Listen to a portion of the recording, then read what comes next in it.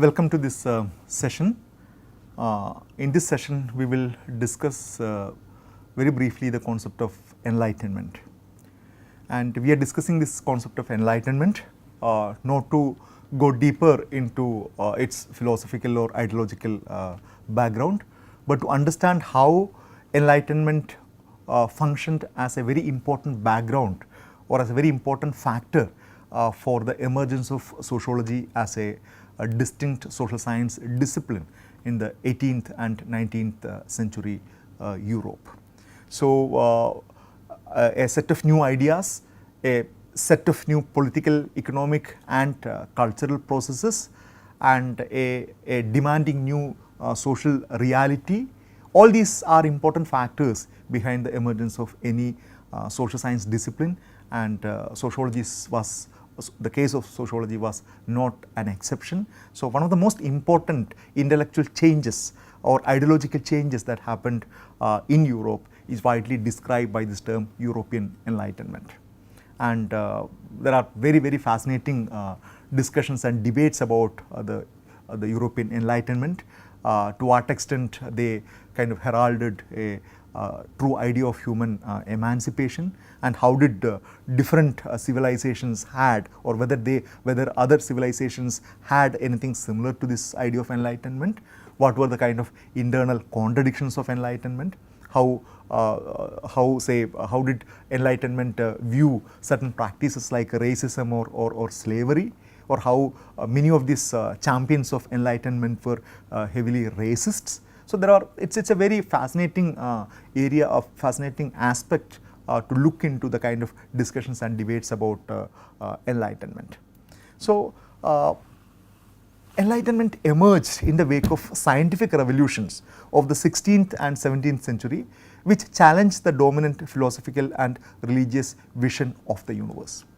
You know that the rise of science, the Copernicus, Galileo and a number of important scientists, they altered the widely held views and belief systems about the universe, about the nature of the universe, its creation, its functioning, and the role of earth, role of sun, and the importance of human beings, because all these explanations were very convincingly provided by the most powerful religious institution, the Roman Catholic Church.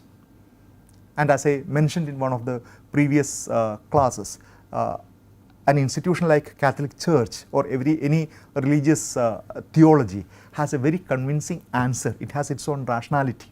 It does not say that the religion does not know the answer to any question. It can answer any question. So, Christianity explained the origin of man, the creation of man. It explained the creation of the universe, the creation of the world. So, it had very convincing answers, and through its institutions, it very systematically imposed these ideas and this set of knowledge across the centuries on the population. So, one of the most important figures, or one of the most important noted scientists who challenged this argument was, of course, Copernicus, with his argument about heliocentrism, which went against the biblical or the Catholic argument or the Christian argument that the earth is the center of the universe. Because the church argued that earth is the center of the universe, and all other planets, including the sun, are revolving around the earth, because earth is a place where human beings inhabit. And human beings are the most precious creations of God. So, everything revolves around the earth, the geocentric argument. And it was Copernicus who argued that this is a fallacy, rather the earth is revolving around the sun. And then comes Galileo Galilei, who through his systematic study argued, through his observation through telescope, argued that indeed Copernicus was right. Indeed, earth is one among the several satellites that revolve around the sun, and there is nothing distinct, or there is nothing special about earth. Earth is one among different planets that revolve the sun. And that, as the students of science know that that created quite a lot of controversy, because these arguments were seen as heretical, they were seen as against the teaching of Bible, they were seen as against the teaching of Christianity, and that was punishable. So if you, at that particular time, if you were to talk about a new idea that went against the teachings of Bible or went against the teaching of Christianity, you could be punished. And Galileo was subjected to so much of pressure, so much of intimidation, so much of threat, and they constituted an inquisition committee by the church, and he was examined, and he was asked to go back from his argument about heliocentrism.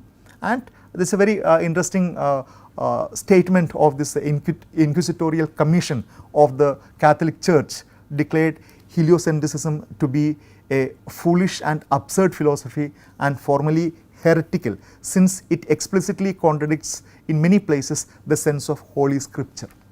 And what you are reading or what you just read is some of the very important moments in the human history, where one of the most fundamental lessons of human science is being ridiculed as foolish and absurd philosophy because it goes against the Holy Scripture. So the Holy Scripture, the Bible, was seen as the ultimate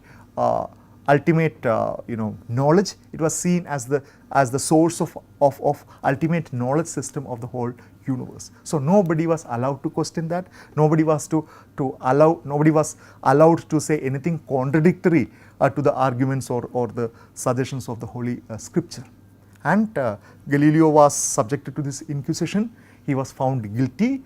He was punished, and the punishment was to retract from all his arguments, and then and initially he was punished for imprisonment, and later it was reduced to house arrest till his death, and he died in his house.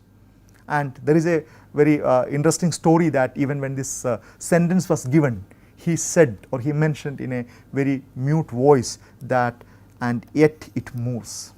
And this is supposed to be a very important episode, and yet it moves, yet the earth moves around the sun, arguing that your judgment or your punishment on me will not stop that. This is the truth, and you can't cover it or you can't erase it for long. So enlightenment is not only, while it derived its source from the scientific revolutions, and especially again after Copernicus and Galileo, then the whole intervention of Charles Darwin, who again revolutionized this whole idea about the evolution of human beings, that completely went against the teachings of Bible, which completely went against the teachings of Christianity, which established that human beings were the most special creations of God. Human beings were created, and the woman was created from the rib of the man. So these belief systems which were perpetuated, which were believed, which were perpetuated, disseminated, institutionalized for the past so many centuries, were now refuted. They were challenged by this man Charles Darwin through his work his work on evolution, who could convincingly argue on the basis of evidences that human beings were not created all on a sudden. Every species, every animal and plant species in this world are the product of a process called evolution, and there is nothing divine about it. So these scientific discoveries completely shook the foundation of religious explanation of knowledge, and this particular development played a very important and pivotal role in the emergence of sociology as a discipline. So the Enlightenment is often seen as a march of progress, as the rise of reason and the science overcoming the superstitions of Middle Ages. So this is a very important point, because we talk about this concept of reason and science and it trying to overcome the superstitions of Middle Ages. So a group of intellectuals began to emerge in Europe, arguing that many of the hitherto held belief systems, especially sanctioned or propagated by religion, about the universe, about human beings, about the world, are nothing but superstitions, unfounded beliefs. And these unfounded beliefs need to be replaced with the knowledge that can be produced, or knowledge that is produced by reason and science. So you see the decline of a particular paradigm, you see the decline of a religious paradigm as an explanatory platform, and you see the emergence of science and reason as an alternative platform, as an alternative system of knowledge. And so the kind of a conflict between religion and science becomes very, very important during this particular period, and that later led to the decline of religion, what is very famously known in sociological literature as the secularization, how religion lost its significance in the public sphere, in the society, in politics, in social aspects, in everything. So this is seen as a fundamental conflict between science and religion, and the explanatory potential of religion as a paradigm to explain about the worldly things, about the universe, was very significantly dented by the rise of science and reason. And these scholars argued for the use of reason to analyze and understand the universe and the world around them, rather than blindly accepting the reasoning of religion and tradition. So you know that this religion and tradition, there is a very close connection between religion and tradition.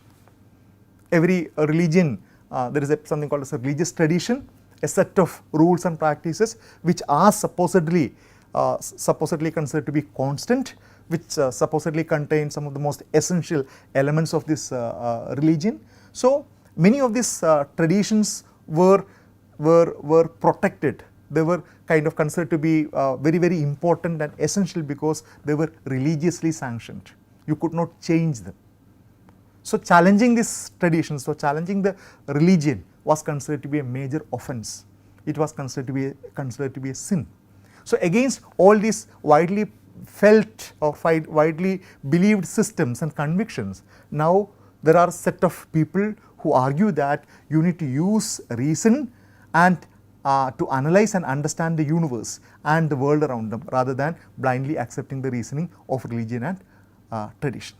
So a new perception of an orderly universe, which was governed by natural laws of motion and gravity rather than spirit. Science could grasp these laws in mathematical form. There was no need for a divine purpose to explain the working of nature. The natural world became subject to humankind's prediction and will. This realization was a moment of tremendous sense of empowerment. This particular realization that there are natural laws, and these natural laws are the ones which are governing the planetary motions and the universe, and we can make sense of them, we can understand them. And in order to understand them, we don't need to depend upon the clergy, we don't need to depend upon the priests, we don't need to depend upon the so-called holy books. They are of very limited or no use at all in order to understand how the universe functions. And the natural world becomes a subject of humankind's prediction and will. You can predict how the world will evolve. You can understand a lot of things, and from this understanding you can move on, try to control a lot of things. And this was a moment of tremendous sense of empowerment, a new sense of power, new sense of knowledge that you can use your intellect, you can use your intelligence, you can use your wisdom in order to make sense of the world, because there are laws, natural laws, which are intelligible to human beings, and by understanding these natural laws you can deal with them better. And thereby it was an open call to argue that the religion is of very limited use. Maybe religion has some relevance when it comes to the questions of spirituality, individual issues, or organizing the social aspects, but more than that, the religious contribution to understand the world and the universe, the relevance of religion in the realm of science was seen as either minimal or almost nil. Now, so that led to the commitment to the idea of an empirical science. As we mentioned in the previous session. And empiricism talks about the ability of human beings to understand his world around him or her through the senses. A reliable understanding of the world, they insisted, could only be attained through experience, observation and experimentation. Some of the most fundamental components of science, some of the most important features of science.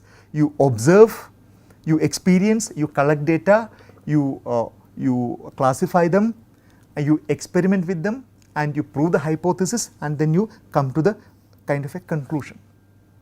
So this scientific method, the combination of positivism and empiricism, were widely heralded as the most suitable or perhaps the only way of understanding the world. And that again, resulted in a major tussle, major conflict with the Roman Catholic Church, because it came as a very, very serious challenge to the existing position or existing power relations of Roman Catholic Church. Because as you know, Roman Catholic Church was not only a religious institution, it was also a political institution. So a combination of these two deadly forces of religious knowledge or religious power as well as political power made Roman Catholic Church an extremely powerful institution. So it was not very easy to fight the influence of Roman Catholic Church, but soon it became very clear that the church has very little to offer to resist or to criticize this emergence of this particular kind of an argument, especially the role of church explanation in the field of science. So now what are the consequences of these scientific revolutions into the field of society? Or how did this emergence of reasoning and empiricism and a kind of a scientific methodology, or the newfound sense of empowerment that you can understand the world by your own senses, your own intellect, how did it influence the society, or how did it influence social sciences? So these philosophers were practical social reformers, seeking knowledge above all for the sake of its utility. They were confident that the findings of science could be employed to improve human condition. So there was an argument, or there was a rather consensus that you can improve the conditions of humanity. Okay? You can make the lives of people far better. You can uplift the living standards of people. You can make them more free. You can emancipate. Yes, the word emancipation is the most important one. These people, these scholars, these philosophers, they dreamt about emancipation of large populations. They argued that these people can be free of their shackles. These people can be free of their chains. Because that was the time, the transition from the medieval period, medieval feudalism, to that of capitalism. Vast sections of people were under bondages of feudalism. And many of these philosophers believed that vast majority of people were under the chains of religion, under the chains of church, who were blindly following certain unfounded principles. So they argued that this scientific revolution can be used for the betterment of people. There was a major concern about the betterment of human beings. There was a major concern about elevating the stature of human beings, to make them lead a far better life, about emancipation of humankind. So this vision implied a conception of the world as malleable, capable of being rearranged to align more closely with the dictates of reason and the requirements of human welfare, commitment to a better society and ideas of progress. So as I told you, this empowerment tells you, this feeling of empowerment gives you the possibility of changing the world as per your ideas. And this comes against many of the teachings of the church, or many of the teachings of almost every religion, which argues that the world is like this because God created like that. You are suffering because God wants you to suffer. You are suffering from poverty, you are suffering from illness, you are suffering from oppression, because that is how it is. So quite a lot of theological explanations about human suffering, quite a lot of theological explanations about exploitation, about these different classes. Some people consider it to be the most noble and the most the elite group, and vast majority of them are suffering under them. This kind of social order was seen as divinely sanctioned. It was seen as ordered by the God. Now, this new argument that you can change the society as per your conviction, as per your reason, it completely challenged these arguments of religion, especially that of Christianity. This sense of empowerment informed not only the intellectuals but also the ordinary people that the world is malleable. You can shape it the way you want. You can fashion it the way you want. You can orient it the way you want. And you can create a more better society. You can create a more humane society. You can create a society where inequality is at its minimum. You can create a society where large number of people do not suffer in their everyday life. So this sense of idea, because it emerges from the argument that the world can be understood by your human consciousness, your human intellect. So that provided a major impetus to the study of society. It gave so much of momentum, it gave so much of enthusiasm to not only to the philosophers who led this movement, but also it slowly percolated down to the ordinary population. So a group of philosophers including Voltaire, Rousseau, David Hume, Adam Smith, John Locke and Immanuel Kant, a number of them. The list of Enlightenment thinkers are very, very long. I have just selectively put very important numbers. So these scholars include, say, political scientists and philosophers, Voltaire, Rousseau, David Hume, Adam Smith and David Hume, they were economists, and Immanuel Kant is a philosopher. So it's a group of scholars cutting across disciplines. They had so much of things to share. They all agreed upon some of the most important arguments that the existing world order, existing situation can be changed for something better. And of course, they were not very clear about what is this kind of a particular better, but there was an idea that we can definitely take the society to a far better position.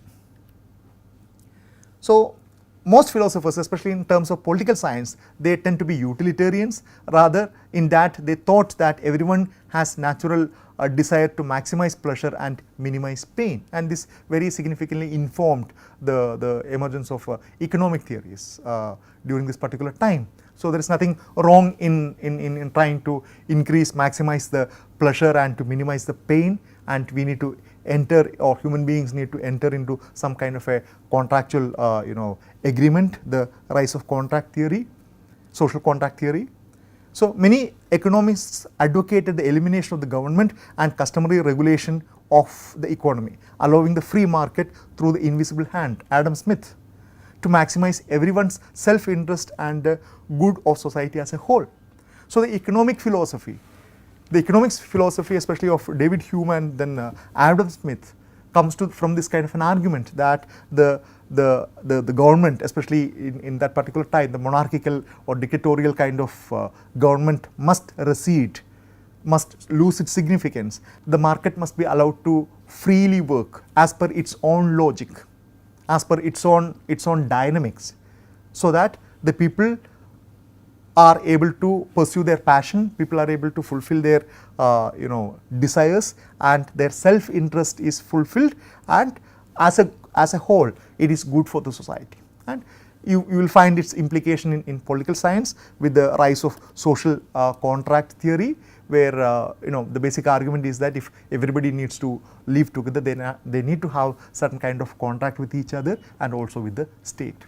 So you see this new kind of consciousness about the world, new kind of understanding about the world in which we live, about the universe, that had enormous implications about a very distinct field of life, whether it is political or social or economic or philosophical. There was no sphere of society that was untouched by the arguments of enlightenment. So enlightenment, as I told you, it's a very brief introduction to this huge fascinating topic, but I hope that must have given you some rough idea about how enlightenment functioned as a catalyst in the emergence of sociology as a new science. So we will wind up here and then meet you for the next class. Thank you.